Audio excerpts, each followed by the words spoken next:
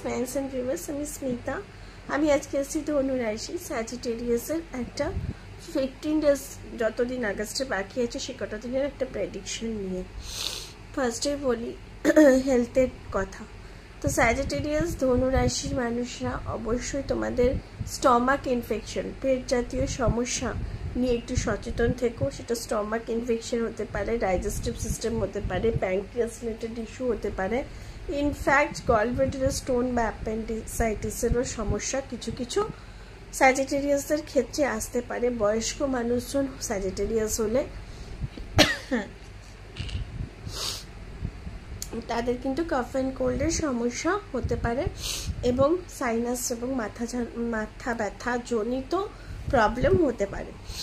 এবার বলছি ওয়ার্ক প্লেসে কিছু না কিছু তুমি জিনিস দেখতে পারবে।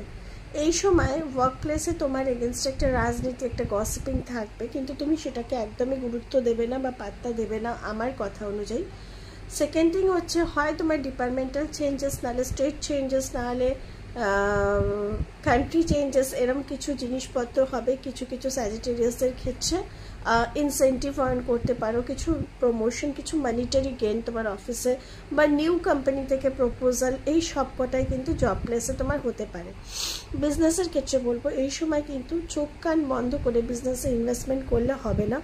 বিজনেসে ইনভেস্ট করার আগে কিন্তু তোমাকে সেটা ন্যাশনাল লেভেলে বিজনেস হোক, লোকাল লেভেলে হোক, ইন্টারন্যাশনাল লেভেলে হোক, সেই জিনিসটাকে তোমাকে খতিয়ে দেখতে হবে এবং তারপরেই তোমাকে বিজনেসের ডিসিশন নিতে হবে যে তুমি ইনভেস্ট করবে কি না। ফিনান্সিয়াল ফ্লো এই সময় ভালোই থাকবে। তুমি মানির যে সেক্টরটাকে, সেটাকে বিভিন্ন পর্যায়ে তুমি ব্যালেন্স করতে পারবে, কোথায় কি করতে হবে, কোথায় কি না করতে হবে সেগুলো।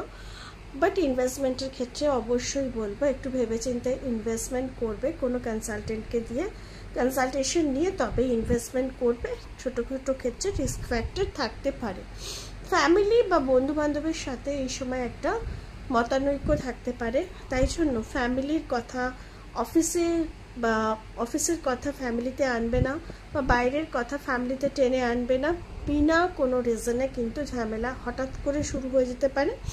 কিছু কিছু ক্ষেত্রে কিছু কিছু স্যাজিটেরিয়াসদের কিছু লিগ্যাল প্রবলেম ফেস করতে হতে পারে।